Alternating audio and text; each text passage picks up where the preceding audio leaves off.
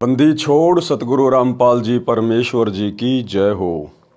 परम पिता परमात्मा सारी सृष्टि के रचनहार कुल मालिक असंख्य ब्रह्मांडों के स्वामी जगत गुरु तीनों लोकों में प्रवेश करके सबका भरण पोषण करने वाले राजाधिराज आत्माधार नाथों के नाथ देवों के देव महादेव सर्वेश्वर महेश्वर मृत्युंजय अजरो अमर आदि अनादि सनातनी प्रभु जगत पिता जगदीश्वर श्री श्री 1008 की उपाधि के वास्तविक अधिकारी अकाल मूरत शब्द स्वरूपी राम वासुदेव सर्वगतम ब्रह्म परम पूज्य प्रथम पूज्य परम संत परम पुरुष परम धनी परम दयालु सत्य कबीर हक्का कबीर अल्लाहु अकबर बाखबर अल्लाह ताला जगत के तारणहार जगत के मुक्तिदाता जगत के जगन्नाथ हारे के सहारे हिंदुओं के राम मुसलमानों के अल्लाह सिखों के वाहिगुरु ईसाइयों के मसीह दया के सागर दयानिधि करुणा के सागर करुणानिधि स्वयंभू परिभू संकट मोचन कष्ट हरण मंगल करण दुख भंजन अविगत कबीर निर्विकार निर्विषम परमात्मा अलय अलेख सतगुरु आदि अनादि सतगुरु असली मर्यादा पुरुषोत्तम असली राम असली कृष्ण असली घनश्याम असली मुरारी राजाओं के राजा महाराजाओं के महाराजा शहनशाहों के शहनशाह सम्राटों के सम्राट भगवानों के भगवान अल्लाहों के अल्लाह प्रभुओं के प्रभु मसीहाओं के मसीह सच्चे वाहिगुरु बाबाओं के बाबा पीरों के पीर सेठों के सेठ जगत सेठ सावड़सा सेठ सर्वगुण संपन्न अनंत कोटि कलाओं के स्वामी अनंत कोटि ब्रह्मांडों के नायक योगियों में महायोगी ध्यानियों में महाध्यानी सिद्धों में परम सिद्ध ज्ञानियों में तत्व ज्ञानी ब्रह्म ज्ञानी महाज्ञानी परम ज्ञानी सर्वश्रेष्ठ ज्ञानी विज्ञानी युवा कबीर समृत कबीर असमवात अमित ओजा सच्चे रहनुमा करीम अल्लाह शुभान अल्लाह दुनिया के अंतिम पैगंबर 8 सितंबर 1951 से गांव धनाना जिला सोनीपत हरियाणा भारतवर्ष की पावन भूमि पे प्रकट रियल कल की भगवान श्री नारायण साकार हरि श्री बाबा साहेब नूर अनंत परमात्मा संत श्रोमणी सतगुरु रामपाल जी परमेश्वर जी के चरण कमल में साध संगति से जुड़े हुए आप और हम सभी सत्सेवक भाई बहनों का अनंत कोटि दंडवत प्रणाम।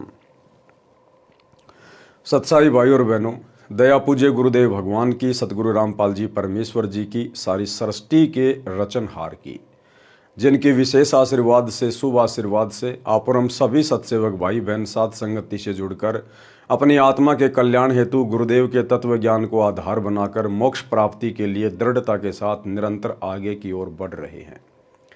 भाई और बहनों, पूज्य गुरुदेव जी के कर कमल से लिखित पवित्र पुस्तक मुक्ति बोध के ऊपर वीडियो बनाने की श्रृंखला जारी है। इसी श्रृंखला में आज हमारा ये 30वें नंबर का वीडियो है। प्रत्येक वीडियो में गुरुदेव भगवान के आशीर्वाद से हमें भक्ति मार्ग के विषय में बहुत कुछ नया जानने समझने और सीखने को मिल रहा है, जिसके चलते हमारा आत्मविश्वास हमारी दृढ़ता इस भक्ति मार्ग पर गुरुदेव के चरणों में निरंतर बढ़ती ही जा रही है। तो आज पवित्र ग्रंथ मुक्ति बोध में परमेश्वर ने बहन द्रौपदी की कथा को शामिल किया है। तो सभी भाई बहन पढ़ते हैं पूज्य गुरुदेव जी के कर कमल से लिखित पवित्र पुस्तक मुक्ति बोध से पेज नंबर 500। ग्रीब पीताम्बर को पार कर द्रौपदी दिनी लीर अंधे को पीन कसी धनी कबीर बधाए चीर। यानी द्रौपदी ने, जब द्रौपदी राजा द्रुपद के यहाँ अनमैरिड थी, कंवारी थी, और द्रौपदी किसी जन्म में परमात्मा की भगत थी और परमेश्वर को यानी गुरुदेव भगवान को सतगुरु रामपाल जी परमेश्वर जी को इस बात का पता था, अंतर्यामी जानते थे कि जब द्रौपदी की शादी हो जाएगी उसके बाद इसका चीर हरण करने का प्रयास किया जाएगा, भरी सभा में इसको नंगा किया जाएगा, निर्वस्त्र किया जाएगा। लेकिन परमात्मा कहते हैं, पहुँचूंगा क्षण एक में जन अपने के काज हिरणाकुश उदर उदारिया नरसिंह जू धर लूं साज। परमेश्वर अपनी प्यारी आत्मा के लिए किसी जन्म में उसके द्वारा किए गए दान पुण्य के प्रभाव से या सत सुमरण के प्रभाव से परमेश्वर उसकी रक्षा के लिए अंततः पहुंच ही जाते हैं। तो गुरुदेव को पता था कि द्रौपदी के प्रारब्ध में इस प्रकार से एक संकट आएगा और उस संकट का निवारण करने के लिए परमात्मा ने द्रौपदी से पहले ही एक लीर कपड़े का दान में ले लिया, एक टुकड़ा कपड़े का दान में ले लिया। जब द्रौपदी जनाना घाट पर अपनी सहेलियों के साथ नहाने गई हुई थी, उधर से परमात्मा भी एक अंधे महात्मा का रूप बनाकर पानी में आके खड़े हो गए द्रौपदी ने सोचा कि महात्मा जी हैं, दो चार परमात्मा की बातें करेंगे, पहले मैं नहा लेती हूँ। ये सोचकर द्रौपदी ने स्नान किया और उसके बाद ज्ञान चर्चा के लिए जैसे ही महात्मा जी के पास आने लगी तो द्रौपदी ने देखा कि महात्मा जी जल में कुछ ढूंढ रहे हैं। द्रौपदी ने ध्यान से देखा तो पता चला कि महाराज जी का कोपीन अर्थात उनके गुप्तांग का वस्त्र पानी में बह गया है और शर्म के मारे ये बाहर नहीं निकल रहे हैं। यानी परिस्थितियां कुछ ऐसी बनाई परमात्मा ने। अंत में द्रौपदी ने अपनी साड़ी फाड़कर और अंधे महात्मा जी तक पहुंचाई। उस एक लीर के कारण, लीर यानी कपड़े का टुकड़ा, उस एक लीर के कारण परमात्मा ने द्रौपदी का चीर अनंत कर दिया। एक लीर के कारण मेरे हो गए चीर अपार, जो मुझे पहले पता होता मैं देती सब कुछ वार। कि जिस महात्मा को मैंने एक टुकड़ा दिया था कपड़े का, उसके बदले इन्होंने मेरा चीन अनंत बढ़ा दिया। दुशासन जिसमें 10,000 हाथियों जितना बल था, पावर था, उसको भी पसीने आ गए, लेकिन द्रौपदी का चीर हरण नहीं कर पाया।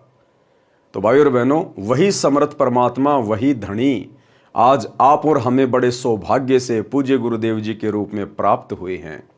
तो आप और हमने भी अपने गुरुदेव पर तन मन धन से कुर्बान होना है। गरीब पीतांबर को पाड़ कर द्रौपदी दीनी लीर, अंधे को कोपीन कसी धनी कबीर बधाए चीर। आदि पुराण के अंक की वाणी नंबर 503 से 508।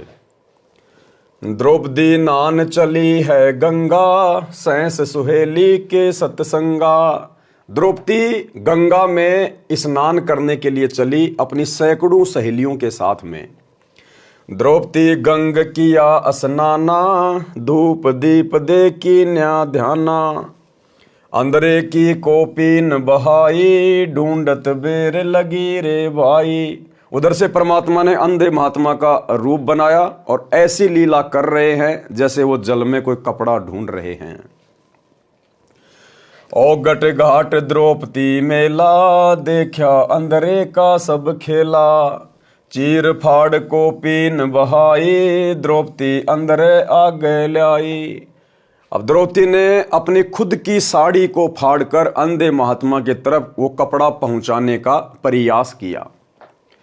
एक तो बही गंग की धारा, दूजे और करी जहां त्यारा।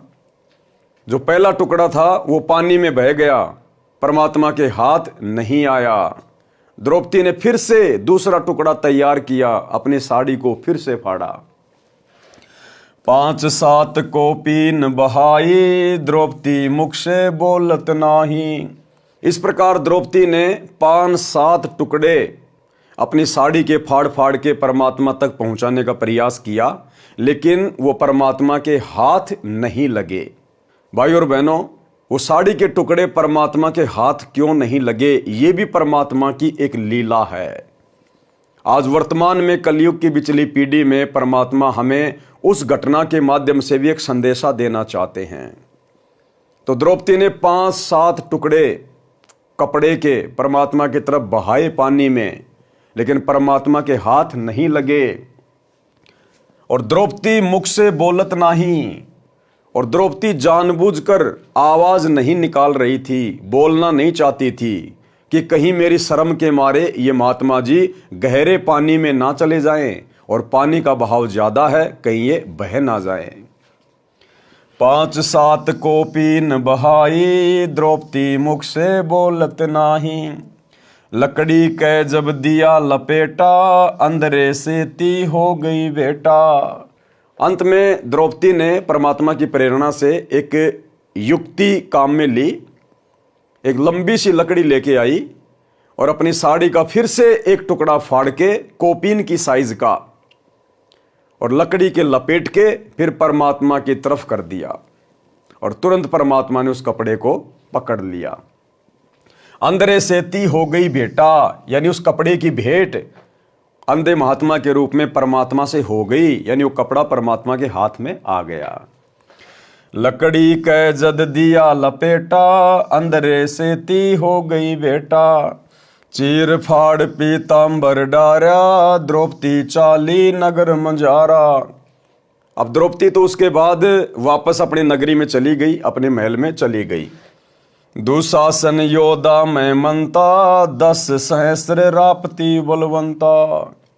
अब उधर जब द्रौपदी की शादी हो गई और जब वो समय आया द्रौपदी के चीर हरण का, तो दुशासन जब दुर्योधन के कहने पर द्रौपदी को निर्वस्त्र करने लगा, क्योंकि दुशासन में परमात्मा ने 10,000 हाथियों जितना बल बताया, 10,000 हाथियों जितना, तो इतना बलशाली वो द्रौपदी का वस्त्र हरण करने लगा।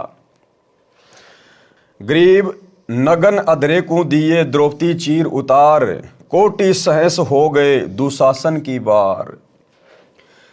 पारक के अंक की वाणी नंबर 1206 तथा आदि पुराण की वाणी नंबर 503-508 का सरलार्थ। राजा द्रौपद की बेटी कृष्णा उर्फ द्रौपदी अपने पिता के घर पर कंवारी थी, यानी द्रौपदी का दूसरा नाम क्या था? कृष्णा। राजा द्रौपद की बेटी कृष्णा उर्फ द्रौपदी अपने पिता के घर पर कंवारी थी। उस नगर के साथ एक नदी बहती थी। राजा द्रौपद ने उस नहर के ऊपर अपनी रानियों तथा बेटी के स्नान के लिए एक पक्का घाट बनवा रखा था। उस घाट के आसपास कोई भी नर नहीं जा सकता था, यानी उस घाट के आसपास नर का जाना वर्जित था। द्रौपदी प्रतिदिन नगर की सैकड़ों सहेलियों को साथ लेकर स्नान करने जाती थी। एक सुबह एक अंधा साधु गलती से उस ओर स्नान करने चला गया। अंधा साधु कौन था? परमात्मा बंदी छोड़ सतगुरु रामपाल जी भगवान। एक सुबह एक अंधा साधु गलती से उस ओर स्नान करने चला गया।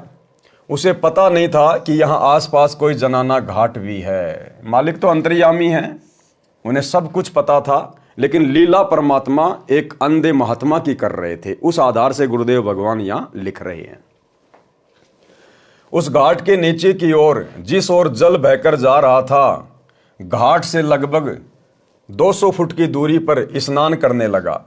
उसके पास केवल एक कोपीन थी। कोपीन एक कटी वस्त्र होता है जो 6 इंच चौड़ा तथा 2-3 फुट लंबा कपड़े का टुकड़ा है, जिसे लंगोट भी कहते हैं। अभी कुंभ के अंदर आपने देखे होंगे ऐसे लंगोट बांधे हुए हजारों की संख्या में नागा साधु। दरिया में स्नान करते समय कोपीन पानी में बह गई। उस समय द्रौपदी अपनी हजारों सहेलियों के साथ दरिया में स्नान करने के लिए वहां घाट पर पहुंच गई। बालिकाओं की आवाज सुनकर अंधे साधु को समझते देर नहीं लगी कि मैं किसी जनाना घाट के पास पहुंचा हूं। उस समय साधु नग्न हो गया था। शर्म के मारे दरिया के अंदर छाती तक गहरे जल में चला गया तथा पानी पर हाथ मारने लगा कि हो सकता है कोई फटा पुराना कपड़ा जल में बहता हुआ आ जाए। द्रौपदी भक्ति के संस्कारों युक्त थी। साधु को देखकर खुशी हुई कि साधु स्नान कर रहा है, हम भी स्नान कर लेते हैं, फिर साधु से परमात्मा की चर्चा सुनूंगी, आशीर्वाद लूंगी। आधा घंटा स्नान करके द्रौपदी घाट से बाहर आई और साधु को देखा कि कहीं चला न गया हो। साधु स्नान ही नहीं कर रहा था, कुछ खोज रहा था। द्रौपदी ने विचार किया, ध्यान लगाकर देखा तो पता चला कि साधु नंगा है। बाहर पटरी पर भी कोई कपड़ा नहीं है। द्रौपदी समझ गई कि साधु की कोपीन पानी में बह गई है। उसे यह भी ध्यान था कि यदि साधु के निकट जाकर बोलूंगी तो लड़की की आवाज सुनकर जल में और आगे भी जा सकता है। दरिया का तेज बहाव है, साधु मर जाएगा। लड़की ने अपनी स्वच्छ नई साड़ी जो प्रतिदिन बदल कर पहनती थी, राजा की लड़की थी, प्रतिदिन नई साड़ी पहनती थी, पुरानी दासियों नौकरानियों को देती थी। अपनी साड़ी से एक 9 इंच चौड़ा टुकड़ा साड़ी की चौड़ाई जितना लंबा फाड़ा जल में कोपीन के लिए छोड़ दिया। अंधा होने के कारण साधु देख नहीं पा रहा था, जिस कारण से कपड़े का टुकड़ा साथ से निकल जाता। भाइयों और बहनों, अब इस ज्ञान आधार से हमने विचार करना पड़ेगा। अंधा होने के कारण वो साड़ी के टुकड़े महाराज जी के हाथ नहीं लग रहे थे, ये बात नहीं है। अरे वो काहे के अंधे थे? वो तो परमात्मा थे, स्वयं बंदी छोड़ सतगुरु रामपाल जी भगवान लीला कर रहे थे अंधे की। कारण ये नहीं था कि उन्हें दिखाई नहीं देता था, जिस कारण से वो 5-7 साड़ी के टुकड़े पानी में बह गए। भाई और बहनों, कारण अब आगे समझ में आएगा उसका क्या था। लगभग 7 टुकड़ी द्रौपदी देवी ने निस्वार्थ फाड़कर साधु के लिए बहा दिए, परंतु बात नहीं बनी। फिर लड़की ने एक लंबी लकड़ी खोजी, उसके एक सिरे पर कौपीन के लिए कपड़ा फाड़कर लपेटा, अंधे साधु के हाथों से छू दिया। बाबा कपड़ा बहता आने की आशा में बार बार हाथ पानी पर चला रहा था। साधु के हाथों पर कपड़ा लगा, तुरंत मजबूती से पकड़ लिया। अंधे के हाथ आंखों का कार्य करते हैं। संत को समझते देर नहीं लगी कि यह किसी बेटी की साड़ी का टुकड़ा है। मेरी समस्या को समझकर पानी में डाला गया है, वह आसपास ही होगी। महात्मा ने कौपीन पर्दे पर बांधी तथा भरे कंठ से भावुक होकर बोला कि बेटी, महा उपकार मेरे पर किया है। आज आपने मेरी इज्जत रखी है। मैं नंगा बाहर जाता, शर्म लगती या दरिया में ही मर जाता। हे देवी, परमात्मा तेरी इज्जत रखे, तेरे को अनंत गुणा चीर परमात्मा देवे।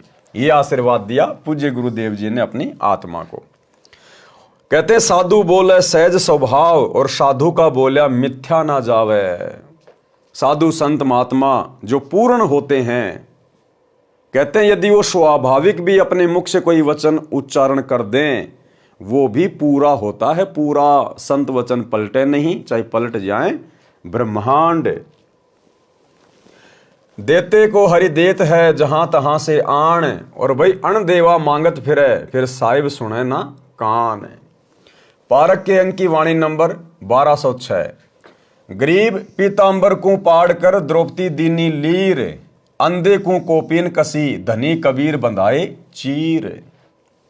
सरलार्थ, द्रौपदी ने अपनी साड़ी के कपड़े में से कपड़े का टुकड़ा, यानी उसको लीर कहते हैं, अंधे महात्मा को दान किया था। अंधे महात्मा ने कौपीन कसकर बांधी, धन्य हुआ। धनी कबीर सबके मालिक कबीर जी ने द्रौपदी का चीर बढ़ाया। द्रौपदी कौपीन दान करके आशीर्वाद लेकर अपने नगर में चली गई।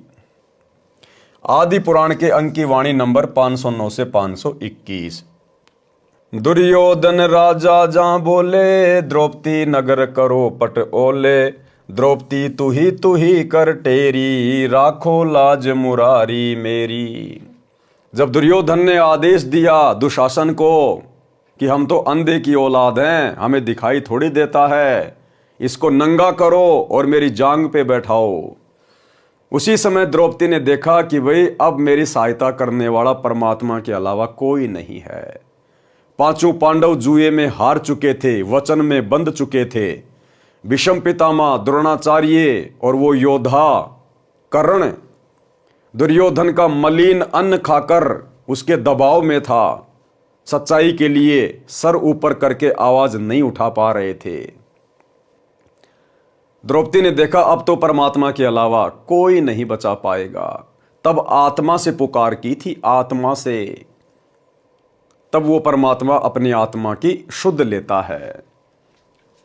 दुर्योधन राजा जा बोले, द्रौपदी नगर करो पट ओले। द्रौपदी तू ही कर टेरी, राखो लाज मुरारी मेरी। विदुर कहे ये बंधु थारा, एक कुल एक परिवारा। विदुर के मुख पर लग्या थपेड़ा, तू तो है पांडवों का चेहरा। अब उस सभा के अंदर परमात्मा ने बताया केवल एक भक्ति बीज था, एक धर्मात्मा था, विदुर, जिसने सच को सच कहा। और गुरुदेव ने बताया कि पंचायती का यह लक्षण होता है, या तो पंचायत में बैठो मत, सभा में बैठो मत, और अगर बैठो तो सच को सच कहो, बात को बात कहो। यदि आपकी बात कोई नहीं मानता है तो सभा को छोड़ देना चाहिए, अन्यथा फिर वो दोषी बनता है। तो विदुर ने कहा कि भाई दुर्योधन तू ये क्या कर रहा है? अरे ये द्रौपदी, अरे तुम्हारे तो घर की बहू है, अरे तेरी भाभी है, तेरी माँ समान है। कल को ये बात जब बाहर जाएगी, समाज में जाएगी, दुनिया तुम्हारे मुंह पे थूकेगी कि अपने घर की इज्जत खुद ही बर्बाद कर दी, अपने घर की इज्जत खुद ही लुटा डाली।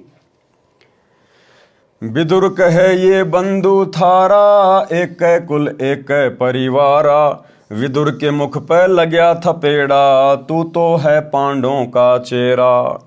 तू तो है बांदी का जाया, विषम द्रोण कर्ण मुस्काया। परमात्मा ने बताया उस सभा में केवल एक भक्ति बीज था, एक धर्मात्मा था, विदुर।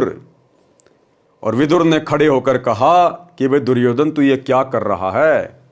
अपने घर की इज्जत खुद ही उतार रहे हो, कल को समाज क्या कहेगा? सर उठा के बात करने लायक नहीं रहोगे।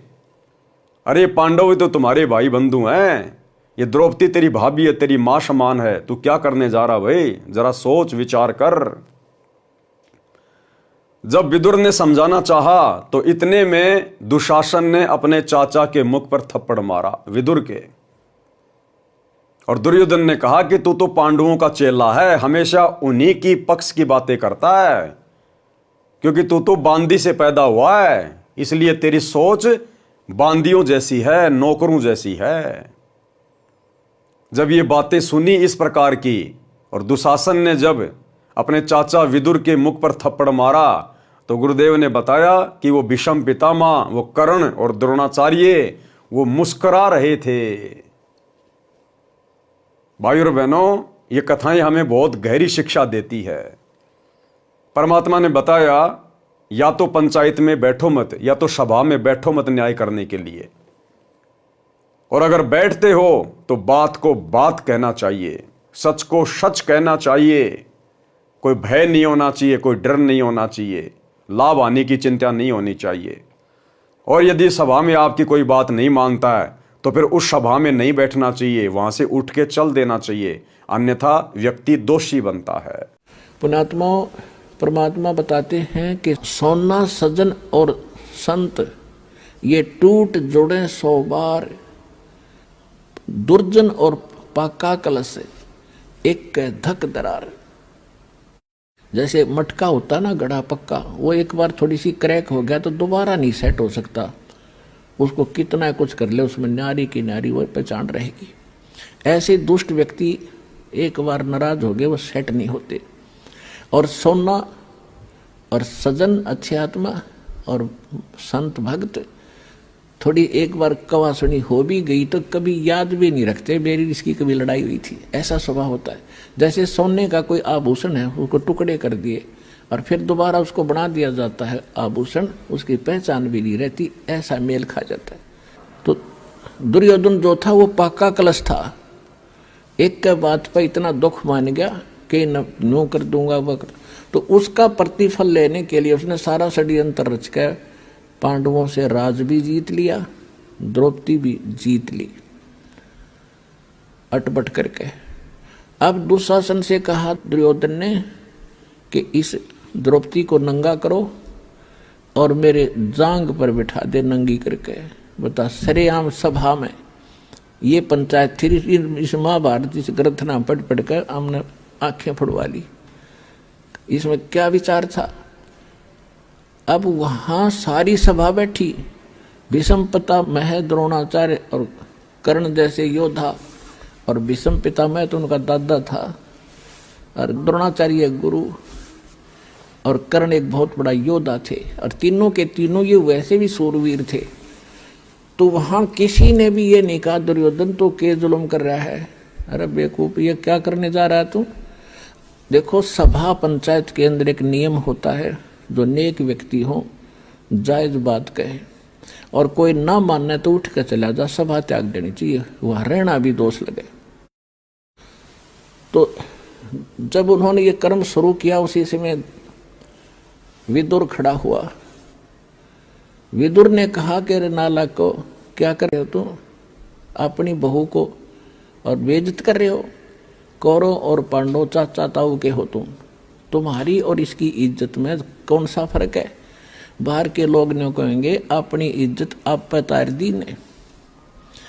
कहते हैं विदुर कहे ये बंधु थारा, एक कुल एक पर वो परिवार।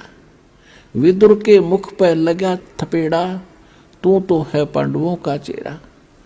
अब दुशासन ने अपने चाचा विदुर का थप्पड़ मारा कि तू तो इनका चमचा है, पांडवों की ओर बोलता हमेशा। और वो कह था न्याय की बात कि भाई इसे तो पांडवों की बहू, ऐसी कौरवों की। बता इसमें किसकी इज्जत खराब, अपनी इज्जत आप ही खराब कर रहे हो। तुम कहते हैं, विदुर कहे ये बंधु थारा, ये थारा भाई है, तुम्हारे भाई है, और एक का कुल एक परिवार है।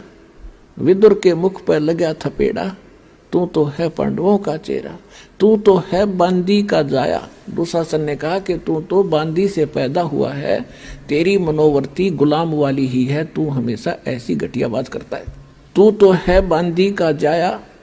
और भीष्म, कर्ण और द्रोण मुस्काया। जब दुशासन ने अपने चाचा का थप्पड़ मारा और उसको यूं कहा कि तू तो है बांदी का जन्मा हुआ गुलाम, तो उस बात पर वह तीनों, भीष्म पितामह दादा और द्रोणाचार्य गुरु और कर्ण व सूरवीर, तीनों ने हंसन लगे, मुस्कराए, एक बहुत अच्छी बात कही। अरे बेशर्मो, खड़ा होकर ये कहना चाहिए था, अरे बेवकूफ, तूने कैसे अपने चाचा पर हाथ उठा दिया, नकमी आत्माओं। अगर उन तीनों में से एक भी खड़ा होकर ये कह देता खबरदार से लड़की का हाथ लगाया, कौरवों की हिम्मत नहीं थी। लेकिन वो बुद्धि भ्रष्ट थे। जब लड़की को नंगा किया जा रहा सरेआम, और वहां बैठे किस लिए, फिर वो उनमें कितनी गंदी सोच होगी ये सहज हिसाब लगाया जा सकता है। तो यहाँ परमात्मा ने सूक्ष्म वेद के अंदर इन पुराने ग्रंथों का भी जूस निकाला है, निष्कर्ष निकाल कर आपको दिया जा रहा है। तो केवल एक भक्ति बीज था, धर्मात्मा विदुर, जिसने सच बात कही। दुशासन भर है गलबाही, द्रौपदी ध्यान दर्या पदमाही। अब दुशासन ने अपनी भाभी को अपनी बाहों में भर लिया, उसको निर्वस्त्र करने के लिए।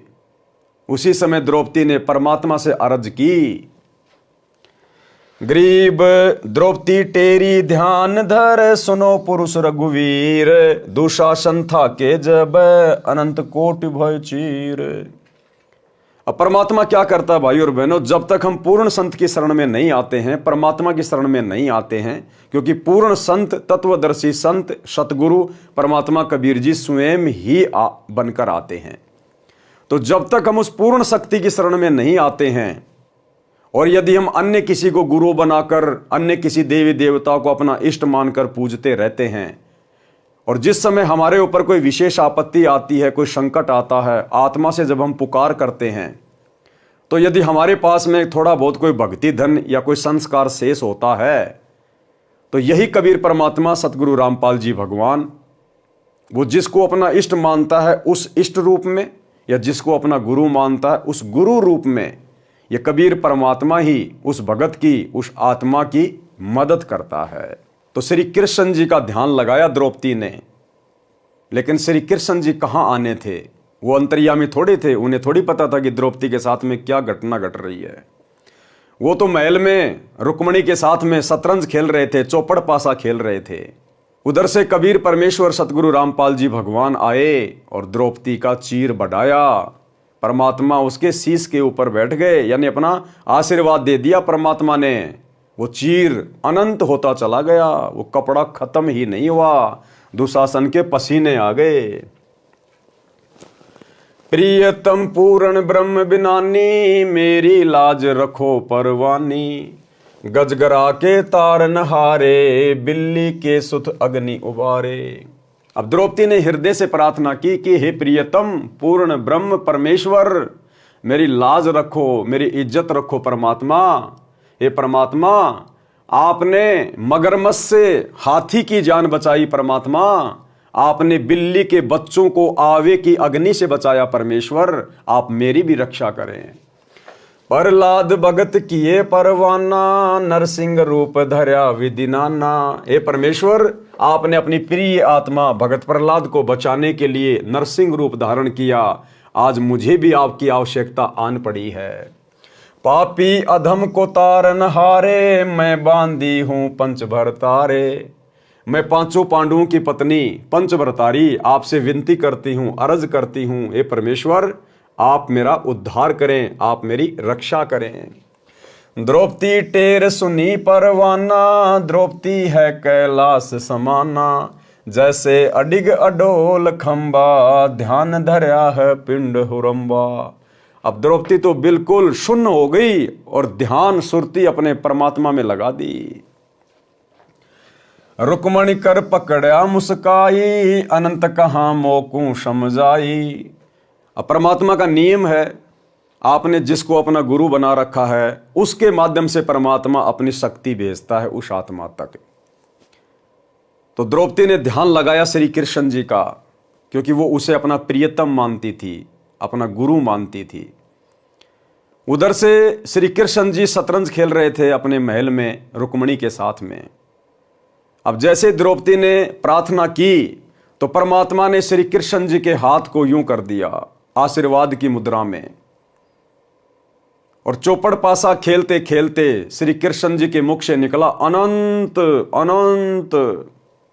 परमात्मा ने निकलवाया और रुक्मणी ने कहा अनंत कहाँ मोकू समझाई। आप तो शतरंज खेल रहे हो, इसमें अनंत शब्द नहीं बोला जाता, आपने अनंत शब्द क्यों बोला, मुझे इसका रहस्य समझाइए। रुक्मणी कर पकड़ा मुस्काई, अनंत कहाँ मोकू समझाई। अब क्या कहा फिर श्री कृष्ण जी ने, परमात्मा ने बुलवाया, दुशासन को द्रौपदी पकड़ी, मेरी भक्ति सखल में सिखरी। जो मेरी भगत पछोड़ी होई, हमरा नाम न लेवे कोई। परमात्मा कहते हैं मेरी प्यारी आत्मा द्रौपदी को दुशासन ने पकड़ रखा है, उसकी बेइज्जती करना चाहता है, निर्वस्त्र करना चाहता है। और संसार में यदि मेरा भगत बेइज्जत हो गया, अगर मेरे भक्तों पे आपत्ति आ गई तो फिर मेरा नाम कौन लेगा संसार में। परमात्मा ने श्री कृष्ण जी के मुख से बुलवाया, श्री कृष्ण जी के मुख से, कि दुशासन को द्रौपदी पकड़ी और मेरी भक्ति सखल में सिखरी। और जो मेरा भगत पछोड़ी होई, तो हमरा नाम ना लेवे कोई। दुशासन को द्रौपदी पकड़ी, मेरी भक्ति सखल में सिखरी। जो मेरी भक्ति पछोड़ी होई, हमरा नाम न लेवे कोई। गुरुदेव कहते हैं अगर मेरे भगत पे आपत्ति आ गई, मर्यादा में रहकर भक्ति करने वाले भगत पर, तो मेरा नाम कौन लेगा। तंदेही से पासा डारी, पहुंचे सूक्ष्म रूप मुरारी। अब उधर तो श्री कृष्ण जी अपने शरीर से चौपड़ पासा खेल रहे थे, और उधर से तुरंत परमात्मा सूक्ष्म रूप में पहुंच गए अपनी प्यारी आत्मा के पास में। द्रौपद सुता के चीर बढ़ाए, शंख असंखों पार न पाए। खेचत खेचत खेच कसीसा, सिर पर बैठे हैं जगदीशा। अब वो खींच रहा है दुशासन, पसीने आ गए, थक गया, लेकिन उस चीर का अंत नहीं आया। क्यों? क्योंकि द्रौपदी के शीश पर परमात्मा बैठे थे, जगदीश बैठे थे। जगदीश जगत प्लस ईश, सारे संसार का स्वामी, सारी सृष्टि का स्वामी। शंखों चीर पितांबर जीने, द्रौपदी कारण सायब कीने। शंखों चीर पितांबर डारे, दुशासन से योद्धा हारे। गरीब पंडों से ती द्रोह करी, गए इकोतर वीर। विषम द्रोण कर्ण कै, शीस चढ़ी तकसीर। विषम द्रोण कर्ण कुल द्रोहा, पंडों से ती पकड़ा लोहा। दुर्योधन की संज्ञा कीनी, वासुदेव की कल्पना चीनी। विषम द्रोणाचार्य और कर्ण, इन्होंने अधर्म का साथ दिया, धर्मात्माओं का साथ नहीं दिया, सत्य का पक्ष नहीं लिया। अंत में उनकी दुर्गति हुई, दुर्गति।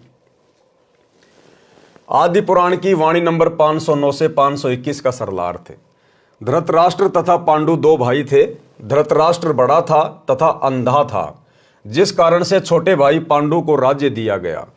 पांडु दिल्ली का राजा बना। धृतराष्ट्र के 101 पुत्र जन्मे, पांडु के 5 पुत्र। पांडु राजा पीलिए का रोगी था, उसकी मृत्यु हो गई। उसके बड़े बेटे युधिष्ठिर को राजा नियुक्त किया गया। धृतराष्ट्र के बड़े पुत्र का नाम दुर्योधन था, उससे छोटे का नाम दुशासन। यहां पर यह बताना अनिवार्य है कि द्रौपदी का विवाह अर्जुन पांडव के साथ हुआ था। पांडव 5 भाई थे, युधिष्ठिर, अर्जुन, ये कुंती रानी से जन्मे थे। पांडव राजा की 2 रानियां थी। माद्री पांडव राजा के साथ सती हो गई थी तब तक अर्जुन का विवाह द्रौपदी से नहीं हुआ था। जब स्वयंवर में मछली की आंख में तीर मारकर अर्जुन ने द्रौपदी के विवाह की शर्त पूरी कर दी थी, तो राजा द्रौपद ने अपनी बेटी द्रौपदी का विवाह अर्जुन से कर दिया। उस समय स्वयंवर में 5 पांडव गए थे। जब द्रौपदी को लेकर 5 पांडव घर आए तो कुंती माता महल के अंदर थी, दरवाजा बंद था। युधिष्ठिर ने आवाज लगाई, माता जी दरवाजा खोलो, आपके 5 पुत्र आए हैं, एक अनमोल वस्तु लाए हैं। माता कुंती ने अंदर से ही कह दिया कि उस वस्तु को 5 बांट लो। जब कुंती ने बाहर आकर देखा तो एक बहू लाए हैं। माता ने कहा कि बेटा, माता के वचन का पालन करना होगा, ये तुम 5 की पत्नी हो रहेगी। अब ये था महाभारत का ज्ञान। अरे अगर गलती से कह भी दिया कि इस वस्तु को आपस में बांट लो, तो चलो खाने पीने की वस्तु होती तो आपस में बांट लेते। जब बाद में देखा कि भाई ये तो वस्तु नहीं, ये तो एक लड़की है, बहू लाए हैं, तो बोल देती कि कोई बात नहीं बेटा, मैंने बिना सोचे समझे बोल दिया, परमात्मा मुझे माफ करे, कोई बात नहीं बेटा। लेकिन भाई और बहनों, काल ने ये कहानी इसी प्रकार से घटित करवानी थी।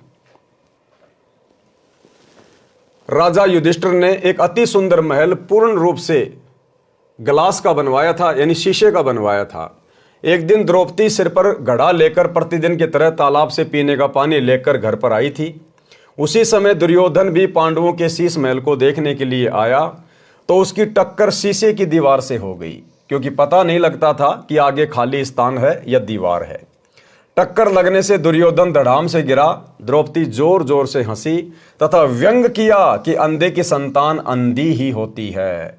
इस बात का दुर्योधन ने बहुत दुख माना तथा प्रतिशोध लेने का अवसर तलाशने लगा। गुरुदेव भगवान कहते हैं कि तीर कमान से और बात जुबान से एक बार निकलने के बाद वापस नहीं आती है, इसलिए भक्तों ने बहुत सोच समझ के अपनी जुबान से शब्द निकालने चाहिए। अब वही तो बात है ना, कहते हैं तीर कमान से और वचन जुबान से निकलने के बाद वो वापस नहीं आता। तो सोच समझ कर हमने हर क्रिया बोल चाल करनी चाहिए। भाई और बहनों, ये द्रौपदी की गलती थी, क्योंकि द्रौपदी कालवश थी। काल ने इस घटना को इसी प्रकार से घटित करवाना था द्रौपदी के माध्यम से। लेकिन आप और हम भगत भाई बहनों ने इस महाभारत से शिक्षा लेनी है कि हम भगत भाई बहनों ने कोई भी कुवचन, कोई भी ऐसा व्यंग जो आगे चलकर हमारे लिए परेशानी पैदा कर दे, हम भक्तों ने अपने मुख से नहीं निकालना चाहिए। परमात्मा कहते हैं, जिव्या तो वाहे बली जो रटे हरि को नाम, नहीं तो काट के फेंक दियो मुख में बलो ना चाम। हमें इस जिव्या से उच्चारण करने के लिए परमात्मा ने अमर मंत्र दे दिए, अमर सत्संग दे दिए। सतगुरु की महिमा कीजिए। हमने इस जिव्या का दुरुपयोग नहीं करना है, बहुत सोच समझकर शब्दों का इस्तेमाल करना है। और दूसरी बात, यदि हम भगत भाई बहनों को कोई कुवचन बोल भी दे, कोई व्यंग मार दे, तो हम भगत भाई बहनों ने दुर्योधन की तरह उस बात को पकड़ के नहीं बैठना चाहिए।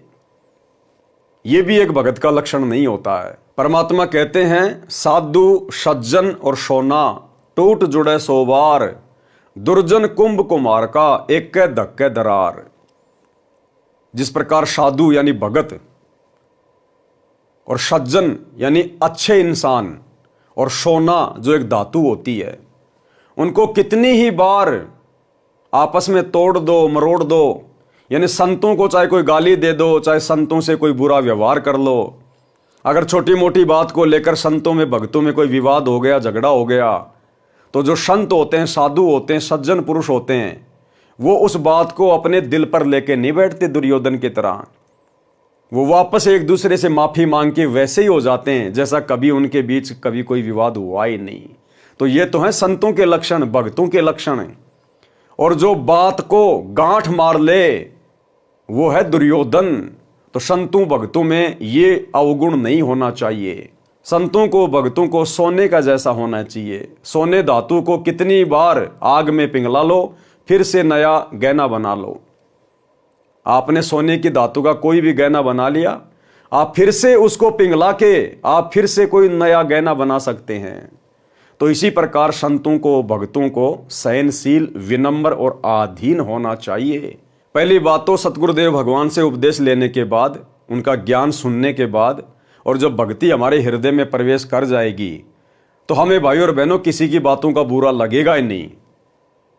यदि हमें लोग गालियां भी देंगे, ताने मारेंगे, बुरा भला कहेंगे, हमें बहुत अच्छा लगेगा। हमें उनकी बातों का बिल्कुल भी बुरा नहीं लगेगा। हमें बिल्कुल वो बालक बुद्धि के व्यक्ति नजर आएंगे कि भाई इसको ज्ञान नहीं है, नादान है अभी ये। हम उसकी बातों का बुरा मान ही नहीं सकते। दुर्योधन की तरह हमारे अंदर वो खुंदक बन ही नहीं सकती इस परमात्मा के ज्ञान से। यदि हमारे हृदय में ज्ञान समा गया है तो परमेश्वर के कहने का मतलब है, संतों भक्तों ने किसी के कुबोल का, कुविचारों का बिल्कुल भी बुरा नहीं मानना चाहिए। प्रतिशोध की भावना, बदले की भावना शौपन में भी नहीं होनी चाहिए। इस बात का दुर्योधन ने बहुत दुख माना तथा प्रतिशोध लेने का अवसर तलाशने लगा। दुर्योधन की आयु भी युधिष्ठिर की आयु के समान थी। धृतराष्ट्र के पुत्रों को कौरव कहते थे, पांडवों के पुत्रों को पांडव कहते थे। कौरवों ने विचार किया कि दिल्ली की गद्दी पर हमारा अधिकार है, क्योंकि हमारे पिताजी चाचा पांडु से आयु में बड़े थे। राजनीति का नियम है कि राजा का जो बड़ा पुत्र होगा वह राजगद्दी पर बैठेगा, वह राजा होगा। दुर्योधन के मामा का नाम शकुनी था, जो एक पैर से लंग करके लंगड़ा कर चलता था। उसने अपने भाणजों को उकसाया कि राज पर आपका अधिकार है, जैसे तैसे राज्य प्राप्त करो, आपको सदा पांडवों का गुलाम बनकर रहना होगा। मैं ये नहीं देख सकता। एक योजना बनाई कि युधिष्ठिर राजा को जुआ खेलने के लिए खुश करो। मैं युधिष्ठिर को हेरा फेरी करके हरा दूंगा, ये मेरी जिम्मेदारी है। देखो भाई और बहनों, काल हमारे साथ भी इसी प्रकार से छलबल करने का प्रयास करेगा। जिस प्रकार शकुनी ने, अर्थात उस काल ने पांडवों को राज्य विहीन करने के लिए और जुआ खेलने के लिए प्रेरित कर लिया, खुश कर लिया, और अंत में फिर क्या दुर्गति हुई इनकी। 12 वर्ष तक जंगल में भटके अज्ञातवास में, और लाखों करोड़ों लोग मरवा दिए फिर महाभारत के युद्ध में, वो जुआ खेलने के कारण। तो हम भगत भाई बहनों ने इस महाभारत से शिक्षा लेनी चाहिए कि हम भगत भाई बहनों ने शौपन में भी अपने गुरुदेव के नियम और मर्यादाओं को नहीं तोड़ना चाहिए। हमें गुरुदेव भगवान ने कोई भी खेल खेलने से मना किया हुआ है। जुआ भी एक खेल है, लॉटरी भी एक खेल है। ना हमने किसी का सहयोग करना, ना हमने कोई cricket, volleyball, kabaddi, football, hockey कुछ नहीं खेलना। नॉर्मल एक्सरसाइज चाहें तो हम कर सकते हैं, हल्की फुल्की दौड़ धूप हम कर सकते हैं, सुबह शाम हम टहल सकते हैं, हल्का फुल्का व्यायाम कर सकते हैं, एक्सरसाइज कर सकते हैं। लेकिन हमने जिम वगैरह करना, बॉडी बिल्डिंग करना, जिम्नास्टिक करना, या कोई गेम खेलना जिसमें हमारी श्वासें ज़्यादा से ज़्यादा बर्बाद हो, हमारा समय बर्बाद हो, हमने सहयोग भी नहीं करना किसी का। खेलना तो बहुत दूर की बात है। ये गुरुदेव भगवान का नियम है, उनकी मर्यादा है। सतलोक आश्रम मैनेजमेंट हरियाणा, गुरुदेव का परिवार जो मर्जी करे, वो चाहे लोगों के लिए बैडमिंटन का स्टेडियम बनवाए, चाहे खुद बैडमिंटन खेले, उनकी मौज, उनकी मर्जी। हमने अपने गुरुदेव को देख के चलना है, हमने गुरुदेव के ज्ञान को आधार बना के चलना है, हमने इसी जन्म में अपनी आत्मा का कल्याण करवाना है। तो चाहे हमें कोई कितना ही क्यों ना उकसाए, हमने गुरुदेव की मर्यादाओं का बिल्कुल भी हनन नहीं करना है। एक योजना बनाई कि युधिष्ठिर राजा को जुआ खेलने के लिए खुश करो। मैं युधिष्ठिर को हेरा फेरी करके हरा दूंगा, ये मेरी जिम्मेदारी है। युधिष्ठिर जुआ खेलने को राजी हो गया। अब ये युधिष्ठिर ने गलती कर दी, और एक छोटी सी गलती की कितनी बड़ी सजा भुगतनी पड़ी पूरे खानदान को। बार बार हारता चला गया, राज्य भी हार गया। अंत में शकुनी ने कहा कि द्रौपदी को दांव पर लगा। अंत में शकुनी ने क्या कहा कि द्रौपदी को दांव पर लगा। ऐसे निकम्मे रिश्तेदार परमात्मा किसी को ना दे। शकुनी ने दुर्योधन से कहा कि हो सकता है अब की बार तू जीत जाएगा, और जितनी भी चीजें तू हार चुका है हो सकता है तू सारी वापस प्राप्त कर ले।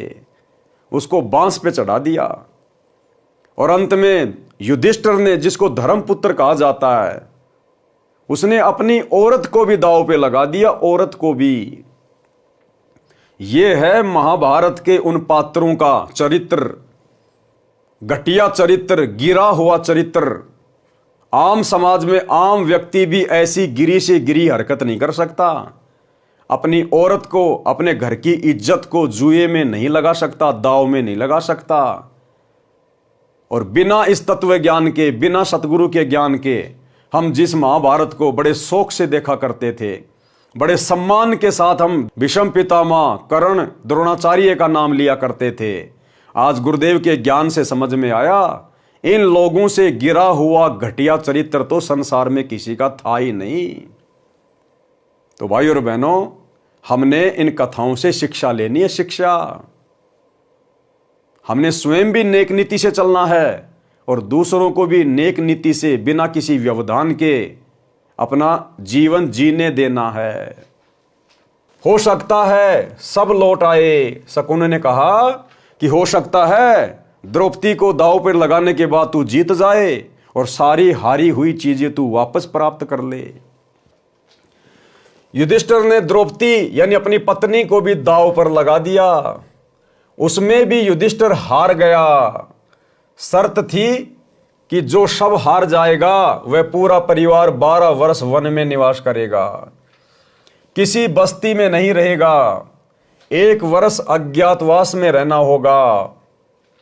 यानी 12 साल तक तो उनको जंगल में रहना पड़ेगा और 1 साल अज्ञातवास। अज्ञातवास का मतलब, अगर उस वर्ष अगर दुर्योधन ने यानी कौरवों ने आप पांडवों को ढूंढ निकाला तो फिर से आप लोगों को 12 साल के लिए जंगल में रहना पड़ेगा। तो 1 साल तक वो अज्ञातवास में रहे, छुप के। 12 वर्ष वन में निवास करेगा, किसी बस्ती में नहीं रहेगा, 1 वर्ष अज्ञातवास में रहना होगा। यदि 13वें वर्ष अज्ञातवास में पता लग गया तो फिर से 12 वर्ष वनवास तथा 1 वर्ष अज्ञातवास की सजा होगी। यदि 13वें वर्ष वाला अज्ञातवास में पता नहीं लगा तो दुर्योधन का राज्य युधिष्ठिर को लौटाना होगा। जब युधिष्ठिर द्रौपदी को भी खो बैठा तो दुर्योधन का दांव लग गया। अब द्रौपदी दुर्योधन के कब्जे में थी। उसने अपने से छोटे भाई दुशासन से कहा कि उस अर्जुन की रांडी द्रौपदी को सिर के बाल पकड़कर घसीट कर सभा में ला। भाई और बहनों, ये वो शब्द हैं जो शब्द उस समय दुर्योधन ने अपने मुख से निकाले थे, क्योंकि लिखने वाले कौन हैं? स्वयं कबीर भगवान सतगुरु रामपाल जी परमात्मा। नंगी करके मेरी जांग पर बैठा दे, हम तो अंधे की संतान हैं, हम अंधे हैं, हमें कुछ दिखाई नहीं देता। द्रौपदी को यह बात दौड़कर जाकर नौकरानी ने बताई कि दुर्योधन ने राजा युधिष्ठिर को जुआ खिलाकर सब राज्य तथा आपको भी जीत लिया है, आपको भरी सभा में नंगा किया जाएगा। दुर्योधन ने अपने भाई दुशासन से कहा कि द्रौपदी को सिर के बालों से पकड़कर घसीट कर लाओ। द्रौपदी ने पूछा कि सभा में कौरवों के अतिरिक्त और कौन कौन है? नौकरानी ने बताया कि दादा भीष्म, गुरु द्रोणाचार्य, काका कर्ण, काका विदुर, 5 भाई पांडव तथा अन्य गणमान्य व्यक्ति सभा में हैं। द्रौपदी ने कहा कि सभा में दादा भीष्म, काका कर्ण, काका चाचा विदुर, गुरु द्रोणाचार्य व मेरे पति विद्यमान हैं। तो दुर्योधन की क्या मजाल कि मुझे छू ले, मुझे हाथ लगा दे। इतने में दुशासन आया और बोला कि चल तुझे दिखाएंगे हम अंधे हैं या आंखों वाले, तू हमारी नौकरानी है। द्रौपदी ने बहुत विरोध किया, परंतु दुशासन बलवान था, उसमें 10,000 हाथियों के समान शक्ति थी। द्रौपदी के केस पकड़े और घसीट कर सभा में ले गया। दुर्योधन ने कहा कि दुशासन, नंगी कर द्रौपदी को, मेरी जांग पर बैठा दे। द्रौपदी ने अपने 5 पतियों की ओर देखा, उन्होंने नीची गर्दन कर ली। फिर भीष्म पितामह द्रोणाचार्य की ओर देखा, उस समय दुशासन ने द्रौपदी का हाथ पकड़ लिया था, क्योंकि द्रौपदी साड़ी को मजबूती के साथ दोनों हाथों से पकड़े हुए थी। किसी ने भी दुशासन व दुर्योधन से नहीं कहा कि आप गलत कर रहे हो। पंचायत में अबला के साथ अभद्र व्यवहार ना करो। यदि भीष्म पितामह, द्रोणाचार्य और कर्ण में से एक भी खड़ा होकर यह कह देता कि बस बहुत हो चुकी है, छोड़ दो अबला को वरना ठीक नहीं रहेगा। किसी की हिम्मत नहीं थी कि द्रौपदी को हाथ लगा देता, परंतु इनमें से किसी ने कुछ भी नहीं कहा। नंगी होने का इंतजार करने लगे, कल मुंहों ने नजर भी नीची नहीं की। परमात्मा वो बता रहे हैं जो घटना वहां पर एज इट इज घटित हुई थी। भीष्म पितामह, गंगा पुत्र भीष्म पितामह, द्रोणाचार्य उनका गुरु और वो योद्धा कर्ण उस द्रौपदी को नंगा देखने के लिए बैठे हुए थे। और जब दुशासन उसको नंगा करने लगा तो उन नालायकों ने गर्दन भी नीचे नहीं करी, एक टक नजर लगा के देख रहे थे। ये हैं अस्तियां, ये हैं वो महापुरुष जिनकी नाम की गाथाएं टीवी चैनलों पर दिखाई जाती हैं, महाभारत जैसे सीरियल बनाए जाते हैं, दुनिया तालियां पीटती है, इनकी वाहवाही करती है। ये है वो घटिया चरित्र जिनकी तो परमात्मा कभी सौपन में शक्ल भी ना दिखाए, शक्ल भी। द्रौपदी के ऊपर टिका रखी थी क्या नजर, कल मुंहों ने नजर भी नीचे नहीं की, द्रौपदी के ऊपर टिका रखी थी कि कब नंगी हो और कब हम इसके सौंदर्य का आनंद लें। उस सभा में केवल इंसान विदुर था जो भगत आत्मा पंचायती था। विदुर जी खड़े हुए और बोले, विदुर कहे ये बंधु थारा, एक कुल एक परिवारा। विदुर के मुख पर लग्या थपेड़ा, तू तो है पांडवों का चेहरा, तू तो है बांदी का जाया, भीष्म द्रोण कर्ण मुस्काया। और वर्तमान में भाई और बहनों, गुरुदेव के जेल जाने के बाद ये दुर्योधन और दुशासन वाली ये कहानी, ये कथा, ये चरित्र गुरुदेव के परिवार वाले निभा रहे हैं, स्टेट कोऑर्डिनेटर निभा रहे हैं, आश्रम संचालक निभा रहे हैं।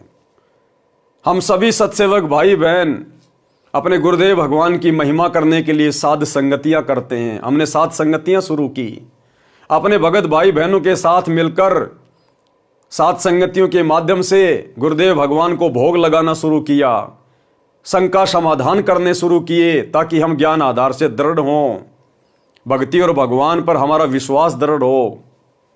लेकिन ये सारी बातें इन कौरवों को पसंद नहीं आई और इन्होंने तरह तरह से सात संगतियों में आकर व्यवधान डालना शुरू किया। भगत भाई बहनों को लठों से मारा, मुकदमे करवाए, जेल करवाई, गालियों की सीमा नहीं। लेकिन भाई और बहनों, एक भी व्यक्ति आवाज उठाने को तैयार नहीं हुआ। कोई भी स्टेट कोऑर्डिनेटर, कोई भी आश्रम संचालक, एक भी व्यक्ति, सब के सब नंगा नाच देख रहे हैं, नंगा नाच।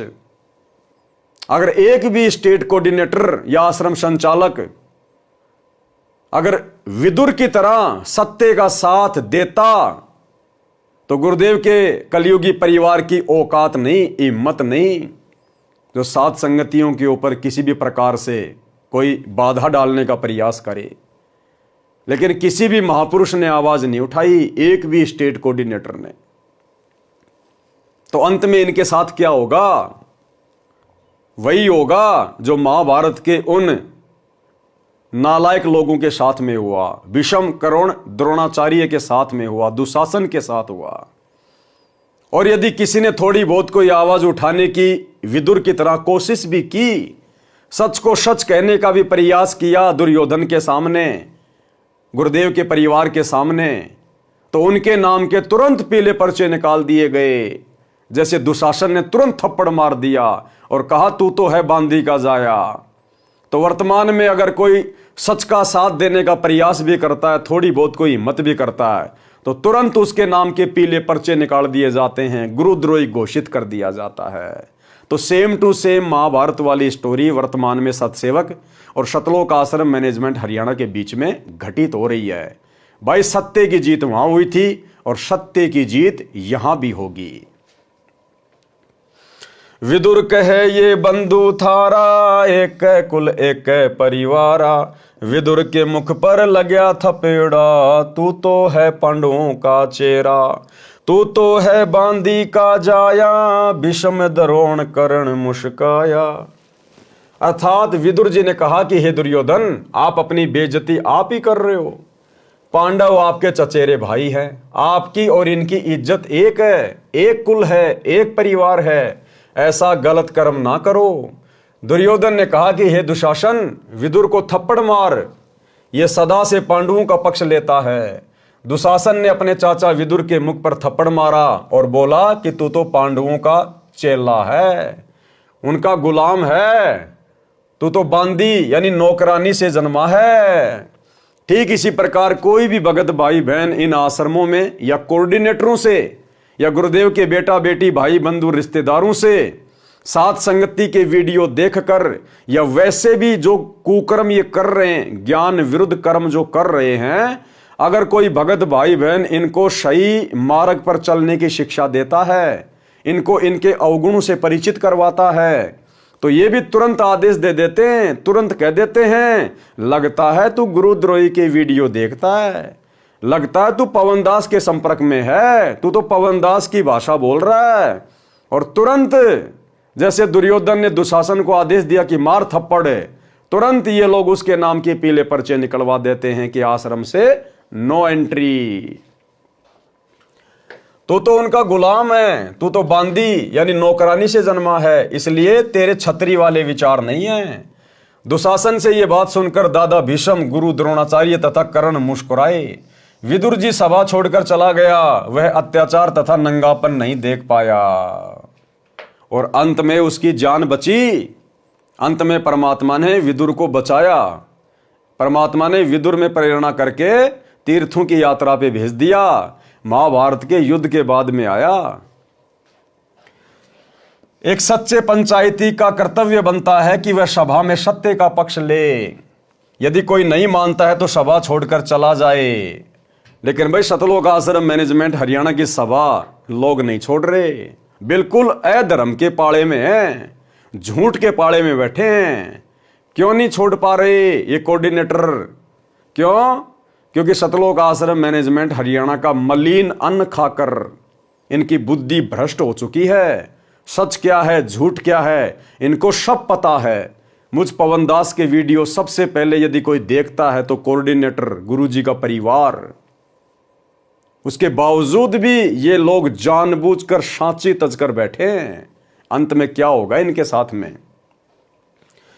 विदुर जी ने कर्तव्य पूरा किया। जब द्रौपदी ने देखा कि मैं जिनको अपना संरक्षक मानती थी, जिन बड़े बुजुर्गों पर विश्वास करती थी कि ये कभी अबला को नंगा नहीं होने देंगे, ये मेरी भूल थी। अपना तो परमात्मा है। कौन है? परमात्मा। ठीक इसी प्रकार भाई और बहनों, हमने भी शिक्षा लेनी है। सतगुरुदेव भगवान के अलावा, इस परमात्मा के अलावा हम आत्माओं का कोई भी संरक्षक नहीं है, हमारा कोई भी रक्षक नहीं है। गुरुदेव भगवान हमें बार बार कहते हैं कि बच्चों, इस मार्ग में आने के बाद आपने हर प्रकार से अपने गुरुजी के प्रति समर्पित रहना होगा। आपने किसी से कोई उम्मीद नहीं करनी, कोई आशा नहीं करनी। अगर उंगली के चोट भी लग जाए तो भी अपने गुरुजी पर आश्रित रहना है। भले ही उसका माध्यम कोई डॉक्टर बने, कोई जो है मेडिसिन बने, लेकिन आपने अपने गुरुजी से ही अरदास करनी है कि ठीक करेंगे तो मेरे गुरुजी करेंगे। हमने इस कदर समर्पित होना अपने गुरुजी पर। हमारे ऊपर चाहे कैसी भी आपत्ति आओ, कैसी भी परेशानी आओ, कैसी भी समस्या हो, हमने अपने रिश्तेदारों से, यार दोस्तों से, हमने किसी से मदद की कोई इच्छा करनी नहीं है, कोई उम्मीद लगानी नहीं है। हम पतिव्रता पद की भक्ति कर रहे हैं और एक पतिव्रता औरत हर मुसीबत में केवल अपने पति का सहारा तकती है, किसी अन्य का नहीं। तो भले हमारे साथ में कुछ भी बीते, कुछ भी हो, कितनी बड़ी हानि होती दिखाई दे, परमात्मा कहते हैं विश्वास रखना अपने गुरुदेव भगवान पर। वो आपत्ति ऐसे टल जाएगी जैसे हवा चलने से बादल दूर दूर भाग जाते हैं। तो भाई और बहनों, हमने इस कथा से शिक्षा लेनी है केवल अपने गुरुजी से हमने और किसी से कोई उम्मीद नहीं लगानी है। जिन बड़े बुजुर्गों पर विश्वास करती थी कि ये कभी अबला को नंगा नहीं होने देंगे, ये मेरी भूल थी। अपना तो परमात्मा है। द्रौपदी श्री कृष्ण को गुरु बनाए हुए थी। आपत्ति में गुरुजी को याद किया जाता है। आपत्ति में किसको याद किया जाता है? गुरुजी को। शिक्षा दे रहे हैं परमात्मा कि आप भक्तों पर यदि कभी कोई आपत्ति आ जाए, पहली बात तो शत भक्ति मर्यादा में रहकर करने वाले भगत भाई बहनों पर आपत्ति परमात्मा आने नहीं देता। और फिर भी यदि कोई आपत्ति आ जाए तो परमात्मा कहते हैं कि वो तुम्हारी परीक्षा होगी। गुरु तुम्हें चेक करेगा कि तुम अपने गुरुजी पर आश्रित होना सीखे या नहीं सीखे। तो आपत्ति के समय गुरुजी को याद किया जाता है। गुरुजी कौन? परमात्मा। गुरु में आध्यात्मिक इंटरनेट लग जाता है, उसके माध्यम से भगत की पुकार परमात्मा के पास जाती है। हमारे तो गुरु भी यही और हमारे तो परमात्मा भी यही। घर की घर में इंटरनेट लगा हुआ है। परमात्मा उस कॉल को धर्मराज के पास डाइवर्ट कर देता है। धर्मराज उस जीवात्मा का पुण्य देखता है, उस पुण्य को परमात्मा के पास तुरंत ईमेल कर देता है। परमात्मा देखता है कि इसके कौन से धर्म कर्म या भक्ति के कारण साधक का संकट निवारण किया जा सकता है। उस आत्मा द्रौपदी के खाते में अंधे महात्मा को दिए गए लीर यानी छोटा सा कपड़े का टुकड़ा, उसके प्रतिफल में सहायता करनी बनती है। उसी समय कबीर परमेश्वर जी सूक्ष्म रूप में द्रौपदी के सिर पर कमल के फूल पर विराजमान हो गए। कौन? कबीर परमेश्वर सतगुरु रामपाल जी भगवान।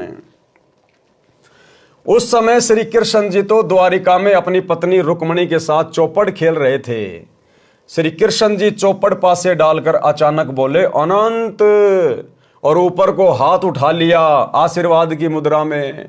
यह परमात्मा कबीर जी ने रिमोट से बुलवाया था। गुरु के माध्यम से परमात्मा की शक्ति संकट वाले साधक के पास जाती है। पासे डालकर बोलना तो चाहिए था कच्चे 12 या पक्के 18, परंतु बोलने लगे अनंत अनंत। तब रुक्मणी ने श्री कृष्ण जी का हाथ पकड़ा जो आशीर्वाद के लिए उठा हुआ था। पूछा कि ये अनंत किस लिए कहा, मुझे समझाओ। श्री कृष्ण जी की दिव्य दृष्टि परमात्मा ने खोल दी। कहा कि दुशासन ने द्रौपदी को पकड़ रखा है, उसका चीर उतारना चाहता है। हमारी भक्ति 3 लोक में सबसे ऊंची सखल में शिखरी है। हमारे भगत की हार हो गई तो हमारा नाम कौन लेगा। इसी प्रकार भाई और बहनों, धरती पर आज वही परमात्मा प्रकट है और हमारा सौभाग्य, हम डायरेक्ट उनसे जुड़े हुए हैं, हम उनकी शरण में हैं। अरे यदि कोई आपत्ति आती है तो हम जरा अपने गुरु पे विश्वास तो करके देखें एक बार। परमात्मा यही तो चाहते हैं कि बच्चों आने दो आपत्ति, देखते हैं आपत्ति बड़ी है या तुम्हारा गुरु बड़ा है। तुम एक बार विश्वास तो करके देखो अपने गुरु पर, अपने भगवान पर, तेरी आपत्ति का समाधान करता है या नहीं करता है। गुरुदेव भगवान कहते हैं जय हमरा भक्त पछोड़ी होई तो हमरा नाम ना लेवे कोई। उसका चीर उतारना चाहता है। हमारी भक्ति 3 लोक में सबसे ऊंची यानी सखल में शिखरी है। हमारे भगत की हार हो गई तो हमारा नाम कौन लेवेगा। ये सब कुछ परमात्मा कबीर जी श्री कृष्ण जी से बुलवा रहे थे ताकि परमात्मा में आस्था मानव की बनी रहे। काल चाहता है कि मानव गलत साधना करे, उससे उसको कोई लाभ ना हो, नास्तिक हो जाए। अंधा बाबा की भूमिका भी स्वयं परमात्मा कबीर जी ने ही की थी। शुरू में तो गुरु जी ने क्या लिखा कि एक अंधा महात्मा था, उसको पता नहीं था, दिखाई नहीं दे रहा था। और अब लास्ट में क्या कह रहे हैं, उस अंधे महात्मा की भूमिका भी परमात्मा कबीर जी ने निभाई थी। तो ठीक इसी प्रकार भगत भाई बहनों, परमात्मा अपने आप को छुपाए हुए हैं। सन 1994 से सतगुरु रामपाल जी यानी स्वयं कबीर परमात्मा ने ही अपना यथार्थ 13वां कबीर पंथ चलाया है। 8 सितंबर 1951 को सतगुरु रामपाल जी अर्थात ये कबीर परमात्मा प्रकट हुए हैं। अगर ज्ञान को आधार बनाकर वर्तमान में इस सत्य को स्वीकार कर लेंगे तो हमारा भला, अन्यथा अंत में तो पूरी दुनिया ऊपर को हाथ करके रोएगी। जिस प्रकार मगर से जब परमात्मा सह शरीर गए तो सब लोग आपस में एक दूसरे से गले लग लग के रो रहे थे कि हम तो परमात्मा को पहचान नहीं पाए, हम जान नहीं पाए, हमने तो घर आए भगवान को हाथों से गवा दिया। तो भाई और बहनों, अंत में ऐसा ना हो फिर कि आप और हम भगत भाई बहन भी इसी प्रकार से आंखों से आंसू निकाल निकाल कर रोए। अंधा बाबा की भूमिका भी स्वयं परमात्मा कबीर जी ने ही की थी, जिस कारण से उस साड़ी के कपड़े के टुकड़े का इतना अधिक फल मिला। यदि कबीर परमात्मा द्रौपदी की सहायता न करता तो द्रौपदी नंगी हो जाती। परमात्मा कबीर जी ने परमात्मा में आस्था बनाए रखने के लिए ये अनहोनी करनी थी। द्रौपदी के चीर को बढ़ाकर विश्व विख्यात चमत्कार कर दिया, जो आज तक परमात्मा का गुणगान हो रहा है। कृष्ण जी के तो अनेकों भगत है, किसी अन्य के लिए ऐसा चमत्कार नहीं हुआ। मेरे संत रामपाल दास की लोहे के तारों की जाली जो खिड़कियों पर मच्छरों के बचाव के लिए लगाई जाती है, वह कबीर परमात्मा ने लगभग 1 फुट बढ़ाई। परमेश्वर ने विश्वास दिलाने के लिए स्वयं ही अपने घर की जाली बढ़ाई कि भाई तुम्हारे 3 लोक के भगवानों ने, अगर तुम मानते हो कि द्रौपदी की साड़ी, द्रौपदी का चीर श्री कृष्ण जी ने बढ़ाया था। अब बढ़ाया किसने था वो तो आज आ गया सबके सामने। श्री कृष्ण जी के तो खाली फोकट की महिमा बनी थी भक्ति पर जीवों को लगाए रखने के लिए, बाकी करने धरने वाले तो स्वयं गुरुदेव भगवान ही थे। लेकिन चलो मान के चलते हैं कि द्रौपदी का चीर यानी उसकी साड़ी श्री कृष्ण जी ने बढ़ा दी। अरे भैया, तुम्हारे 3 लोक के भगवान ने तो केवल एक कपड़े का टुकड़ा बढ़ाया और परमात्मा ने यह साबित कर दिया कि हमारे बंदी छोड़ने कबीर परमात्मा ने तो लोहे को बढ़ा दिया, लोहे का, कि कपड़ा छोड़ो, हमारे परमात्मा तो लोहा बढ़ा दे, लोहा। तो ये उदाहरण परमेश्वर ने अपनी मर्जी से जानबूझकर स्वयं के साथ घटित किया। इनके अलावा और कोई कबीर परमात्मा नहीं है जो लोहा बढ़ा दे। यही है वो मालिक सतगुरु रामपाल जी भगवान, जिन्होंने द्रौपदी का कपड़ा भी बढ़ाया और स्वयं की लोहे की जाली भी बढ़ाई। मेरे शिष्यों को कबीर परमात्मा की भक्ति से अनेकों अनहोनी हो रही है। उस समय जब द्रौपदी रानी का चीर हरण हो रहा था, कृष्ण जी तो द्वारिका में रुक्मणी के साथ चौपड़ खेल रहे थे। रुक्मणी ने सबको बताया कि श्री कृष्ण ऐसे ऐसे बोले, वे तो चौपड़ भी खेलते रहे और द्रौपदी का चीर भी बढ़ा दिया। ठीक इसी प्रकार हमारे कबीर भगवान वर्तमान में अपने मिशन को गति देने के लिए वर्तमान में हिसार जेल में भी बैठे हैं और बाहर अपने भक्तों के साथ असंख्य चमत्कार भी करते हैं। रोजाना प्रतिदिन अपने सत्सेवक बच्चों के घरों पर उनको आशीर्वाद देने के लिए, भोजन भंडारा ग्रहण करने के लिए भी आते हैं। और जरा सी आपत्ति आती है तो परमात्मा तुरंत शब्द रूप में सामने खड़े हो जाते हैं। ये वो परमात्मा है। तो द्रौपदी ने गुण गाया श्री कृष्ण जी का कि श्री कृष्ण जी तो चौपड़ पासा खेल रहे थे, फिर भी वो तुरंत आके प्रकट हो गए, उन्होंने मेरा चीर बढ़ाया, जबकि बढ़ाने वाले तो यही थे। लेकिन द्रौपदी ने गुणगान किसका किया? अपने गुरु का। संत गरीबदास जी की दिव्य दृष्टि खुली हुई थी, वे जो देख रहे थे वो बता रहे थे। वास्तव में सब परमात्मा कबीर जी ही कर रहे थे। ये संत गरीबदास जी ने बार बार स्पष्ट किया है कि गरीब भक्ति मुक्ति के दाता, सतगुरु भटकत प्राणी फिरंदा, और साहिब के हुक्म बिना नहीं तरवर पात हिलंदा। राम कृष्ण सतगुरु शहजादे, भक्ति हेत यूं हुए पियादे। अर्थात संत गरीबदास जी ने स्पष्ट किया है कि सतगुरु कबीर जी भक्ति मुक्ति के दाता हैं। यानी पहले तो सतगुरु रूप धारण करके भक्ति करवाते हैं और फिर अंत में मुक्ति प्रदान करते हैं। भक्ति मुक्ति के दाता सतगुरु। कौन है भक्ति मुक्ति के दाता? सतगुरु। भक्ति मुक्ति के दाता सतगुरु। और यहां क्या कह रहे हैं गुरुदेव कि सतगुरु कबीर जी भक्ति मुक्ति के दाता हैं। तो आज हमें भक्ति किसने दी और मुक्ति कौन देंगे? सतगुरु गुरुदेव भगवान ये स्वयं ही कबीर जी हैं। संत गरीबदास जी ने स्पष्ट किया है कि सतगुरु कबीर जी भक्ति मुक्ति के दाता हैं और कोई देव न भक्ति दे सकता है न ही मुक्ति। उस कबीर साहेब परमात्मा के आदेश बिना पत्ता भी नहीं हिल सकता, इस कबीर परमात्मा के आदेश बिना। राम कृष्ण भी परमात्मा की भक्ति करके कुछ शक्ति प्राप्त करके प्रसिद्धि पाए हुए थे। उनके आदेश से पृथ्वी पर भक्ति को कायम रखने के लिए आए थे। वे परमात्मा कबीर जी के शहजादे यानी राजकुमार थे, क्योंकि इस विष्णु वाली आत्मा ने किसी मानव जन्म में परमात्मा कबीर जी की शरण में रहकर अच्छी साधना की थी। इसी कलयुग की बिचली पीढ़ी में तभी तो आज ये ब्रह्मा विष्णु महेश बन के बैठे हैं, क्योंकि कलयुग की बिचली पीढ़ी में सतगुरु रामपाल जी भगवान की शरण में आकर इन्होंने जबरदस्त भक्ति कमाई की, लेकिन अंत में मर्यादा नहीं निभा पाए और काल के हत्थे चढ़ गए। काल ने उनको ब्रह्मा विष्णु महेश बना दिया। दुर्भाग्य से पार नहीं हो पाए, काल ब्रह्म के जाल में फंसे रहे। इस आत्मा की सत्य भक्ति अधिक थी, इसको अपनी पत्नी दुर्गा देवी द्वारा जन्म देकर विष्णु पद दे रखा है। इसकी पूर्व जन्म की भक्ति की कमाई पूर्ण रूप से नष्ट करवाकर पृथ्वी के ऊपर जन्म देगा। एक मानव जन्म भी हो सकता है, फिर 84 लाख प्रकार के प्राणियों के जन्म भोगेगा।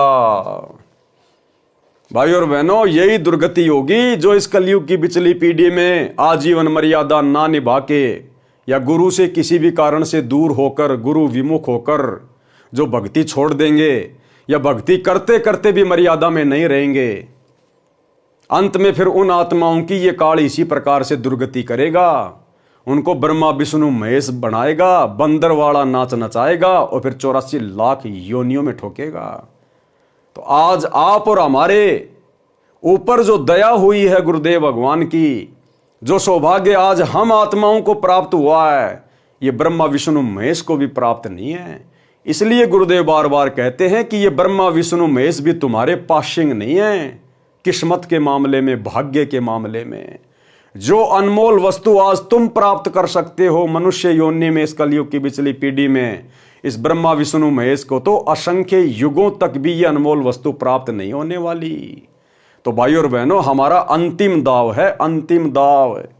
और यदि अब की बार हमने बाजी मार ली तो भाई और बहनों, अखंड सुख देगा परमात्मा सतलोक में, अखंड सुख। प्रसंग द्रौपदी के चीर हरण का चल रहा है। श्री कृष्ण जी तो द्वारिका में चौपड़ खेल रहा था। परमात्मा कबीर यानी मुरारी, पापों के शत्रु, मुरारी यानी पापों के शत्रु, मुरा प्लस अरी, मुरा मानी पाप कर्म, अरी मानी उनका शत्रु, उनका दुश्मन जो पाप कर्मों का नाश कर दे, पापों का शत्रु। तो असल में मुरारी श्री कृष्ण जी नहीं है। श्री कृष्ण जी तो खुद के पाप कर्म नहीं काट पाया, दुनिया के कहां से काट देगा, ये असल में मुरारी नहीं है।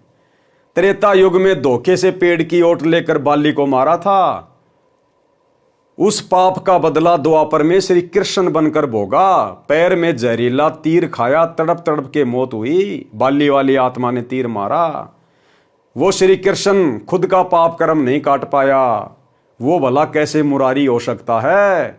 असल में मुरारी है कबीर परमात्मा, सतगुरु रामपाल जी भगवान, बंदी छोड़। परमात्मा कबीर मुरारी, पापों के शत्रु, द्रौपदी के सिर पर सूक्ष्म रूप में विराजमान हुए। दुशासन चीर खींच खींच कर थक गया, चीर का अंत नहीं हुआ। दुशासन 10,000 हाथियों जितनी शक्ति वाला, द्रौपदी उसके सामने कमल के फूल जैसी नाजुक थी। फिर भी परमात्मा की भक्ति की शक्ति यानी साधु रूप कबीर परमात्मा को दिए दान के कारण चीर का अंत नहीं हुआ। द्रौपदी श्री कृष्ण जी की शिष्य थी, जिस कारण से उसने अपने गुरु की महिमा गाई कि मेरे गुरु जी के कारण मेरी इज्जत सुरक्षित रही है। वाणी में भी प्रमाण है कि द्रौपदी श्री कृष्ण जी से अर्ज नहीं कर रही थी, वह तो परमात्मा से प्रार्थना कर रही थी, कह रही थी कि हे प्रिय पूर्ण ब्रह्म जी, मेरी लाज रखना। और भाई और बहनों, गुरुदेव ने बताया ये आत्मा चाहे किसी की भी भक्ति करती है, किसी को भी अपना इष्ट मानती है, किसी को भी अपना गुरु बना रखा है, लेकिन जब इसके ऊपर विशेष आपत्ति आती है तो ये आत्मा परमात्मा को याद करती है, हे परमात्मा, हे मालिक, हे परमेश्वर। तो इसी प्रकार द्रौपदी भी उस समय परमात्मा को याद कर रही थी, ना कि श्री कृष्ण जी को, क्योंकि वो तो अपनी शुद्ध बुद्ध खो बैठी थी, बिल्कुल स्तब्ध हो गई थी कि आज तेरी इज्जत यहां पर तार तार की जाएगी। तो वो तो बिल्कुल अपनी सुरती लगा चुकी थी, उसकी तो सुरती लग चुकी थी परमात्मा में। वाणी में भी प्रमाण है कि द्रौपदी श्री कृष्ण से अर्ज नहीं कर रही थी, वह तो परमात्मा से प्रार्थना कर रही थी। कह रही थी कि हे प्रिय पूर्ण ब्रह्म जी, मेरी लाज रखना। आपने सतयुग में गजगरा मगरमच्छ को पार किया, अग्नि से बिल्ली के बच्चों की रक्षा की, नरसिंह रूप धारण करके भगत प्रहलाद की रक्षा की थी। हे पूर्ण परमात्मा, मेरी भी इज्जत रखो। द्रौपदी की लाज परमात्मा कबीर जी ने रखी। किसने? परमात्मा कबीर जी ने।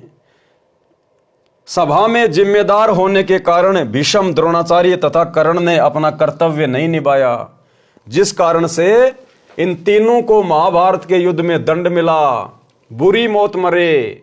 भगत मतेरी टटीरी के अंडों की रक्षा की थी, दान का फल द्रौपदी को मिला, परंतु शतनाम सारनाम की दीक्षा बिना पूर्ण मोक्ष नहीं मिलता। पांचों पांडवों के भी पूर्व जन्म के शुभ कर्मों के कारण महाभारत में रक्षा परमात्मा कबीर जी ने ही की, परंतु भक्ति नहीं हुई। पांचों पांडव स्वर्ग गए, फिर नरक में गिरे।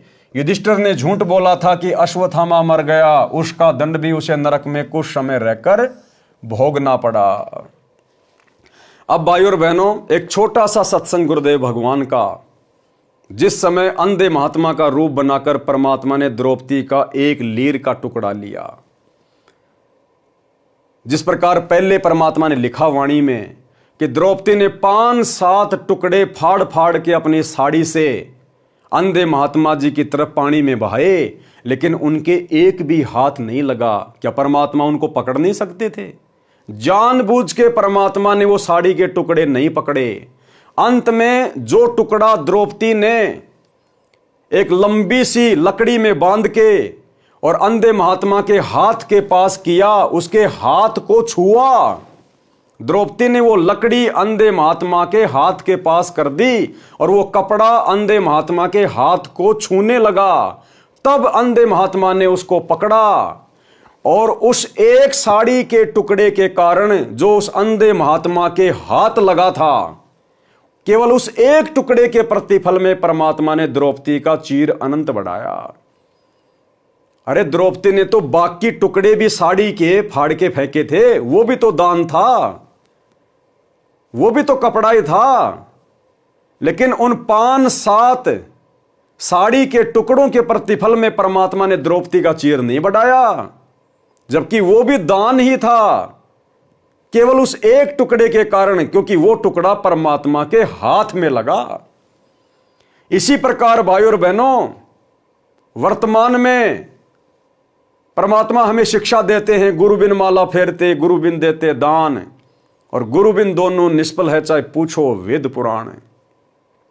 जानबूझ के परमात्मा ने वो उदाहरण पेश किया 5-7 साड़ी के टुकड़ों को ना पकड़ने का, केवल एक टुकड़ा हाथ लगा, उसी के प्रतिफल में द्रौपदी की साड़ी बढ़ाई। ठीक इसी प्रकार वर्तमान में परमात्मा हम भगत भाई बहनों को शिक्षा देना चाह रहे हैं इस कथा के माध्यम से, क्योंकि सतगुरु हमेशा संकेत करेगा और संकेतों की भाषा शिष्य ने समझनी पड़ेगी कि शब्द सैन सतगुरु की पहचान है, पावे अटल सुहागरे।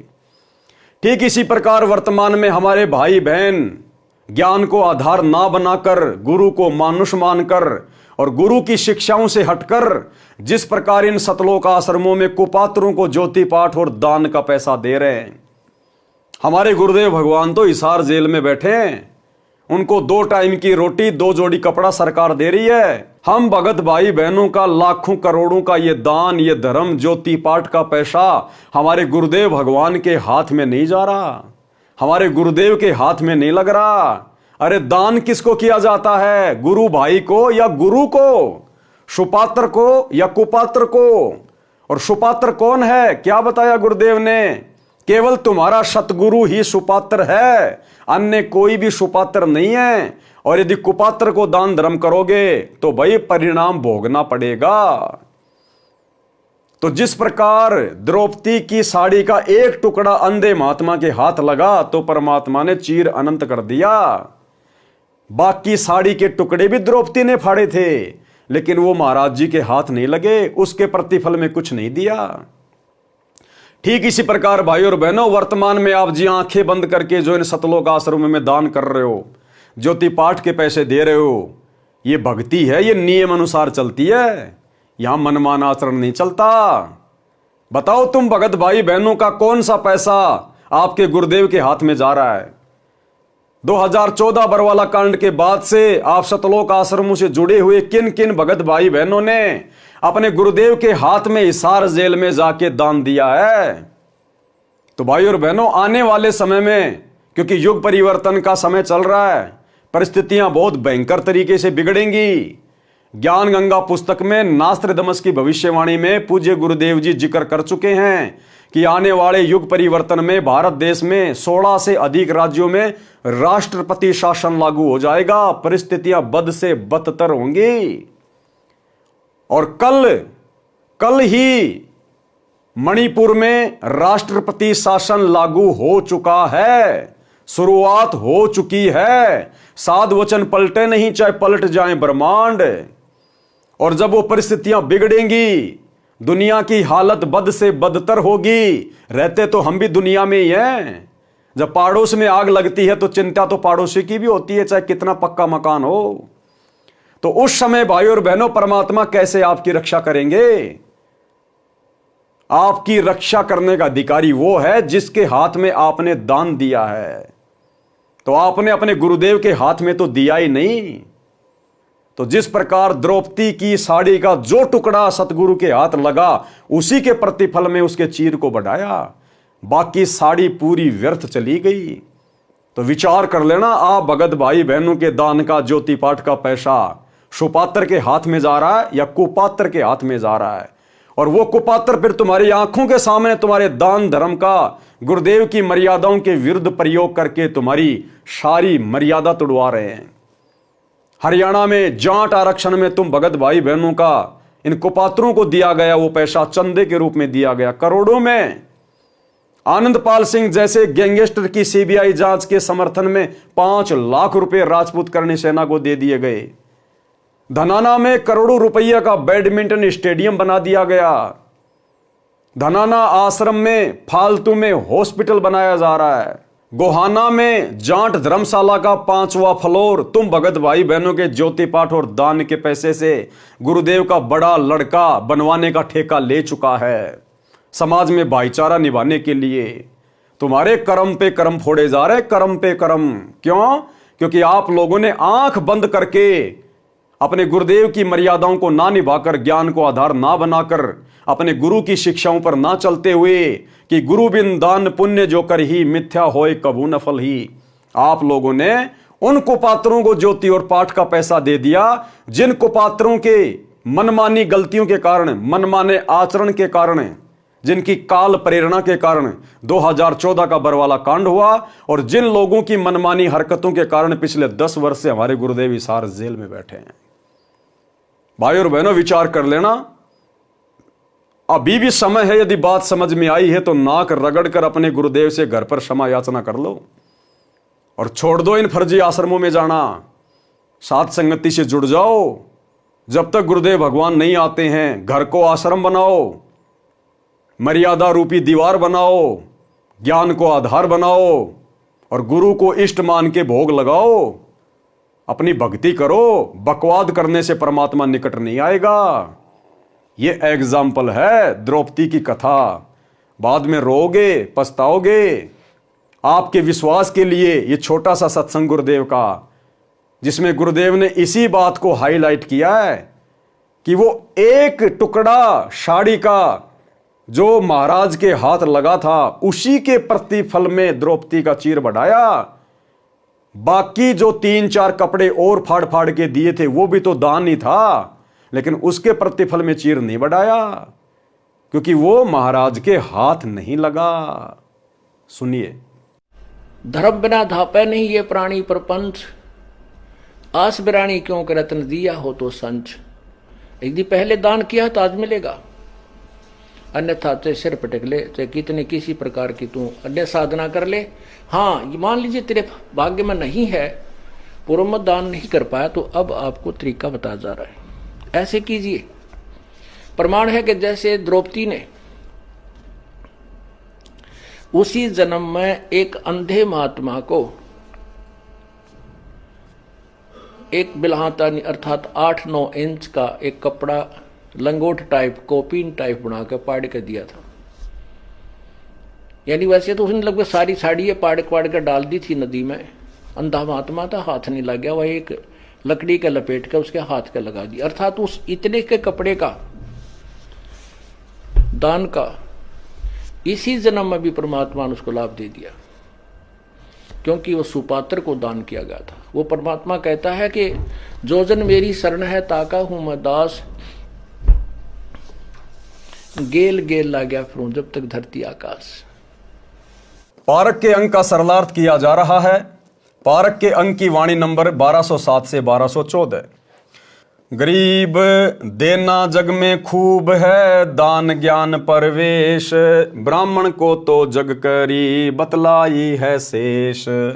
गरीब दान ज्ञान ब्रह्मा दिया, सकल सृष्टि के माही, सोम डूम मांगत फिरे जिन कुछ दीन्या नाही। गरीब दान ज्ञान परिणाम कर, होम जो हरि के हेत, यज्ञ पंचमी तुझे कहूँ ध्यान कमल सुर सेत। गरीब धर्म कर्म जग कीजिए, कुए बाय तलाव, इच्छा अस्तल स्वर्ग सुर सब पृथ्वी का राव। गरीब भूख्या भोजन देत है, कर्म यज्ञ जो नार, 100 गज फीलों चढ़त हैं पालक कंद कहार। गरीब कुए बाय तलावड़ी, बाग बगीचे फूल, इंद्र लोक गन कीजिए परी हिंदोलों झूल। गरीब जति सती इंद्री दमन, बिन इच्छा बाटंत, काम देनु कल्प वृक्ष पद तास बार दूजंत। गरीब स्वर्ग नंदनी दर बंदे, बिन इच्छा जो नार, गण गंधर्व और मुनि जन तीनों लोक अधिकार। सरलार्थ इन वाणियों में कहा है कि संसार में सबसे उत्तम दान यथार्थ आध्यात्मिक ज्ञान देना है। सबसे उत्तम दान क्या है? आध्यात्मिक ज्ञान देना, सच्चा भक्ति मार्ग बताना, आत्माओं का कल्याण करवाना, यह सबसे बड़ा दान है, उत्तम दान है। क्योंकि तत्व ज्ञान से पूर्ण परमात्मा की भक्ति का ज्ञान होता है, पूर्ण मोक्ष मिलता है, जीव सदा सुखी हो जाता है। अन्य दान भी आवश्यक है जिनसे अस्थायी सुख मिलता है। वाणी नंबर 1209 पारक के अंग में 5 यज्ञ करना अनिवार्य बताया है। जो दान नहीं करते वे अगले जन्म में जब कभी मानव स्त्री पुरुष का जन्म मिलता है अति निर्धन होते हैं। दान धर्म का फल बताया है कि तालाब, कुएं तथा बावड़ी, बगीची बनवाने से एक अश्वमेघ यज्ञ के समान पुण्य मिलता है। ये परमात्मा शास्त्रों के अनुसार बता रहे हैं, जबकि हमने इस प्रकार का दान धर्म नहीं करना है। हमने तो सतगुरु धारण करने के बाद सतगुरु के बताए अनुसार ही दान धर्म करना है। और सतगुरु ने बता दिया कि दान धर्म अपने गुरु जी के हाथों में करो, तुम्हारा गुरु ही धर्म के कार्य में लगा सकता है। और 5 यज्ञ जो हमें गुरुदेव ने बता दी हैं अपने घर पे करने के लिए, बस उसी हिसाब से हमने चलना है। बाकी परमात्मा शास्त्रों में लिखी बातों के अनुसार बता रहे हैं। उससे यदि स्वर्ग जाने की इच्छा करे तो स्वर्ग में कुछ समय देवपद मिलता है, फिर अपनी करनी भोगकर पृथ्वी पर पशु पक्षियों के जन्म प्राप्त करता है। यदि पृथ्वी पर राज्य की इच्छा करता है तो उपरोक्त पुण्य के कारण सारा पृथ्वी का राजा बनता है, फिर नरक में जाता है। अब देख लो, ये तालाब बनवाने का पुण्य, बावड़ी बनवाने का पुण्य, थोड़े दिन स्वर्ग में, फिर धरती पे आएगा, राजा बन जाएगा, और फिर गधा राजा भी बनेगा।